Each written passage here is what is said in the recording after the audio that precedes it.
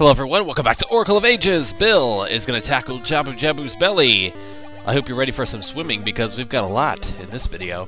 Anyway, this dungeon is kind of a throwback to Ocarina of Time in more ways than one. The most obvious being the fact that this is Jabu Jabu's belly. And we'll just leave it at that for now. I'll point out the others as we come to them. Anyway, look, a compass! Alright, that'll become very handy because this dungeon is actually quite large. And it's very easy to get lost in, and it's very easy to forget the most minute thing, which I'm going to demonstrate for you a little bit later. Anyhow, this little puzzle here is easily solved. Remember when you're swimming that you can actually swim over holes. It's only the whirlpools that suck you in, so sometimes people get stuck on that because they think they can't swim over the holes. I don't know. You never know. Anyway, we can't solve the puzzle in this room right now, so time to surface. Anytime you see a differently colored floor tile while swimming, it usually means you can surface there. And remember, obviously, dark water is diving water.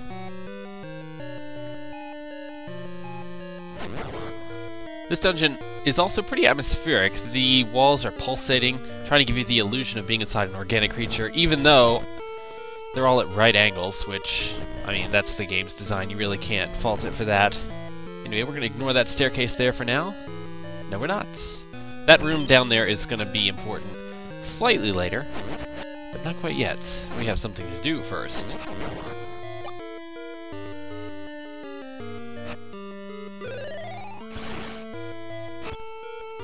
I will say the music for this dungeon is actually pretty cool. Remember that the switch hook will remove the mask from those guys. Also, it's easier to deal with like-likes by just trading places with them. You know. Anyway, welcome to throwback number 2 from Ocarina of Time. Yes, remember that mechanic in the water temple where you could raise and lower the water levels that everybody loved and wasn't tedious in the least? Guess what? It's here. That's right. There are 3 buttons, as you can see in that room. The red one lowers the water level, and the 2 blue ones raise the water level. So what I've just done is released all of the water from the dungeon, and I'm going back down below. Now this room is important. Lowering the water level actually made this platform with the pot on it sink. We're going to see that platform with the pot a lot, actually. It becomes important. Anyway, this floor was the flooded floor that we were in earlier in the dungeon.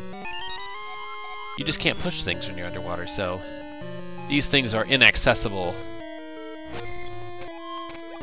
I gotta say that this dungeon really ramped up the puzzle difficulty exponentially.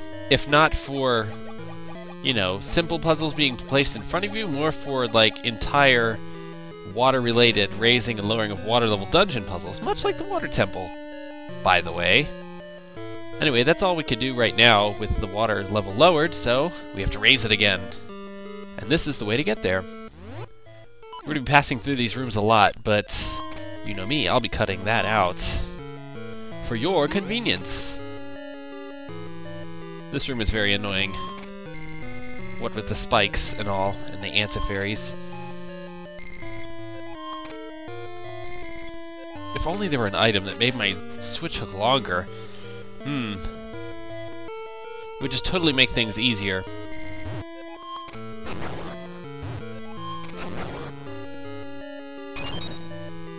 Alright, so we're back in the room again. Remember, blue raises the water level, so now the water level is back to where it was. Alright, so we're making our way back to this room. Now that the water level is raised back up again, you can swim over here and get a key. First we have to kill these things, though. I hate these things. Their movement pattern is so erratic. Anyway, there's a key. I can guarantee you if this is your first time going through the dungeon, you're probably going to miss a key somewhere. I don't know where, but you're going to miss it. Anyway, this time we're going to branch to the left.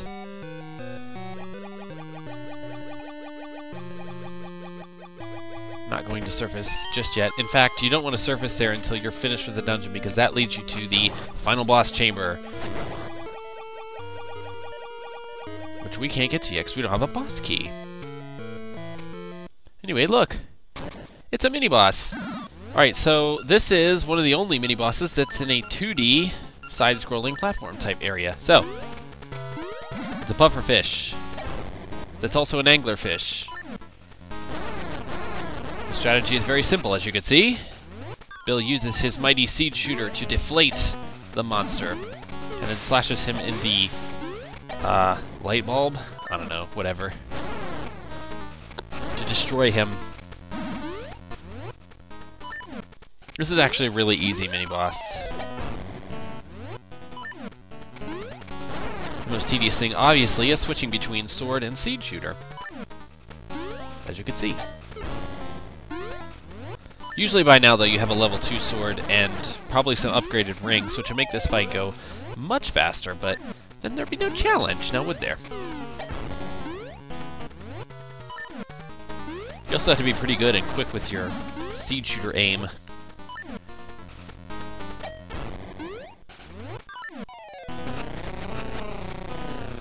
And thus he is defeated.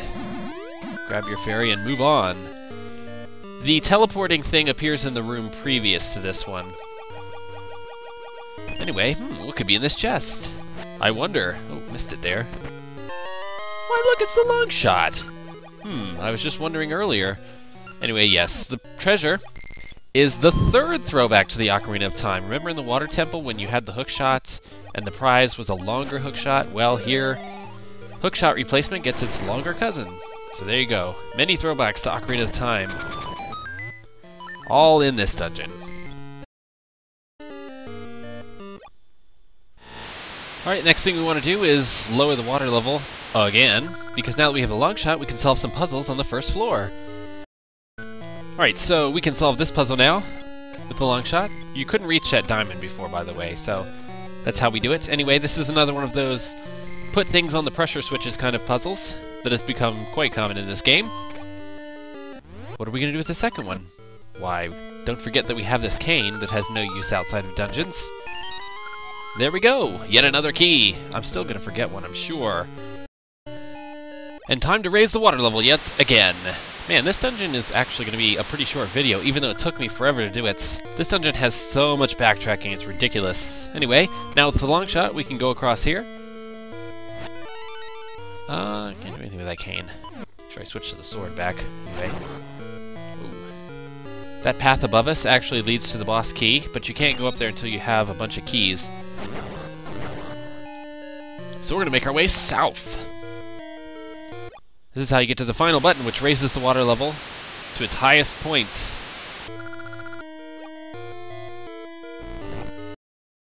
As you can see, this floor is now flooded. As a result of raising the water level all the way to the top. There's a bunch of keys we have to get now. The only thing that I dislike about this dungeon is the constant raising and lowering of the water... I said water temple. Water levels. Reminiscent of the water temple, but hey... where would an Ocarina of Time throwback be without the tedium of the water temple? Anyway, we have a key! Alright, this time we're coming down here. Remember that floating platform? Yeah, it's important again. Well, this is a different platform, but, you know. Anyway, key number 2. We actually need 3 keys to do that topmost portion, but that's not going to stop me from trying. Alright, so if you make your way west in this room... hey, look, it's the opening to that northmost passage. And a gaseous seed. Not very important anymore. They were important to the kid thing, though. That's one thing that I learned from this LP. And I also learned that, wow, I'm awful at remembering keys. Anyway, to the key! The key is actually off of this room. If you go down these stairs, which you can't get to if the water level is lowered, because there's a big platform there in the way.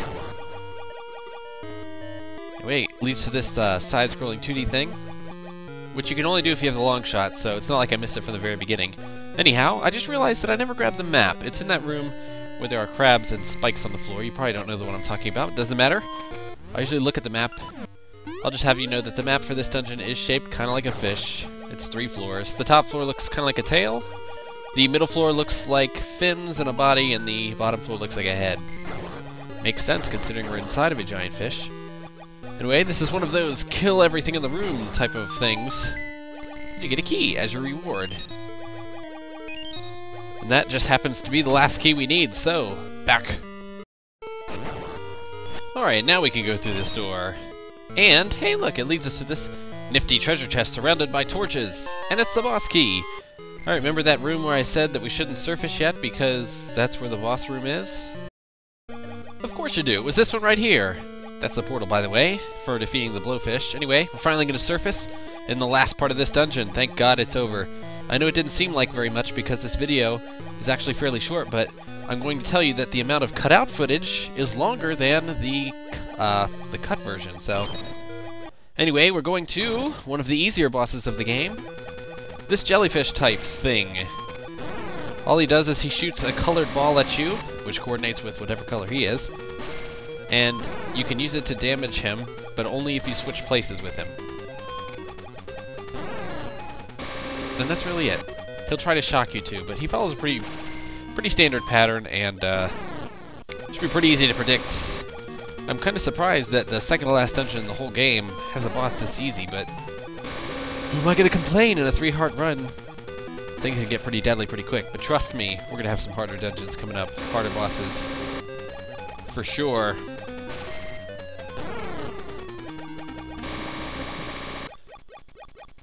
I am saddened that this is not exactly a throwback to Ocarina of Time, but whatever, I guess you can only have 3 at a time.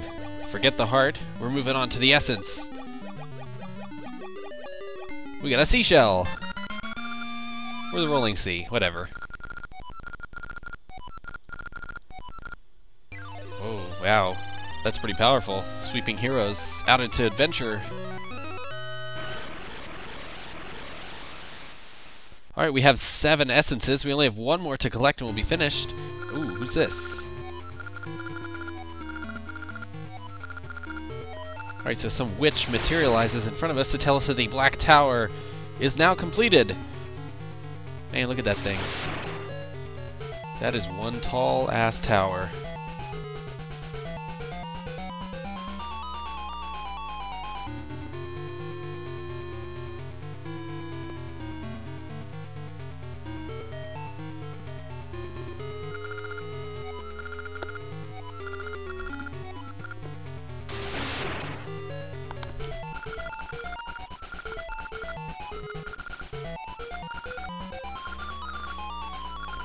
Alright, so somehow Ambi reclaims the power to control time just because she built this big black tower. Don't ask me how that works. My mantra is, the less you think about it, the easier it is to understand. So she proceeds to mess up things again, like she did at the very beginning of the game. These rabbits are just trying to get out of here. But goddammit if they can't help from being turned into stone.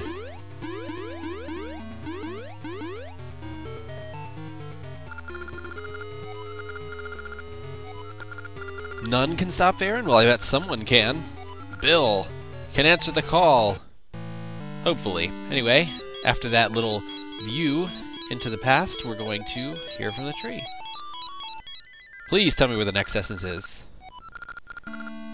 Yeah, really. Must be some... Oh, yeah, it must be somewhere in the world. Okay, well, whatever. Next time, we'll search for it. See you then.